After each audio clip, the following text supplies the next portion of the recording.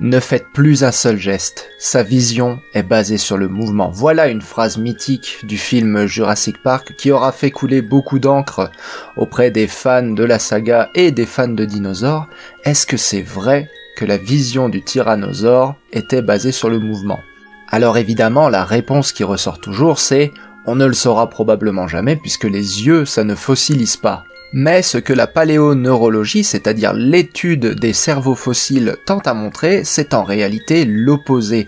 Tyrannosaurus rex devait en toute probabilité avoir beaucoup de mal à suivre des proies en mouvement. Et oui, on est capable d'étudier le cerveau des espèces éteintes grâce à la technologie à rayon X, donc grâce à ce qu'on appelle des CT scanners, et on a pu extraire de cette façon le cerveau de tyrannosaure, ou en tout cas ce qu'on appelle le moulage endocrânien, c'est-à-dire la partie du crâne qui contient le cerveau, et vous pouvez même voir d'ailleurs qu'elle préserve aussi une très très belle oreille interne dans ce cas. Le cerveau, il est composé de nombreuses parties, alors vous avez surtout les lobes olfactifs ici, très connus chez T-Rex pour être très très gros, vous avez ici les hémisphères cérébraux, le cervelet, et ici la moelle épinière qui va partir dans cette direction vers les vertèbres cervicales. Et dans toutes ces parties du cerveau, il y en a une qui va nous intéresser et qui est grossie ici, c'est cette partie juste à côté de l'oreille interne qui s'appelle le lobe flocculaire.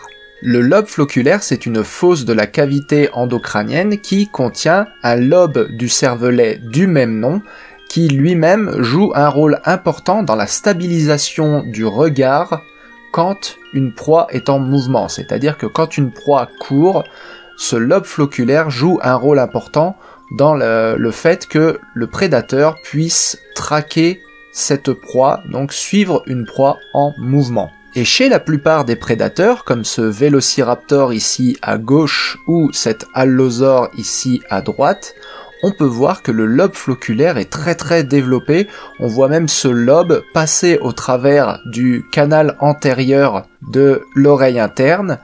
C'est dire s'il est développé, il est tellement gros qu'en fait il passe au travers presque de l'oreille interne, et on voit la même chose ici sur ce moulage endocrânien de Allosaurus, le canal antérieur de l'oreille interne ici, et le lobe flocculaire qui lui passe au travers ici, tellement il est gros, tellement il est développé. Et bien quand on compare Vélociraptor ici à T-Rex à droite, et bien on voit que Vélociraptor a un très très gros lobe flocculaire, donc probablement une très bonne capacité à stabiliser son regard quand il suivait une proie en mouvement, alors que Tyrannosaurus rex ici a un tout petit lobe flocculaire. Regardez comme il est petit comparé à celui de Vélociraptor, et il ne passe même pas au travers du canal antérieur de l'oreille interne ici. C'est un lobe flocculaire qui est extrêmement réduit et qui en fait témoigne d'une capacité réduite à suivre les proies en mouvement. Et ça nous indique qu'à la question Tyrannosaurus rex ne voyait-il que les proies en mouvement, eh bien la réponse est en fait l'exact opposé. Tyrannosaurus rex avait probablement beaucoup de mal à suivre des proies en mouvement. Tyrannosaurus rex, si ce n'était pas un charognard, c'était tout au plus un chasseur embusqué.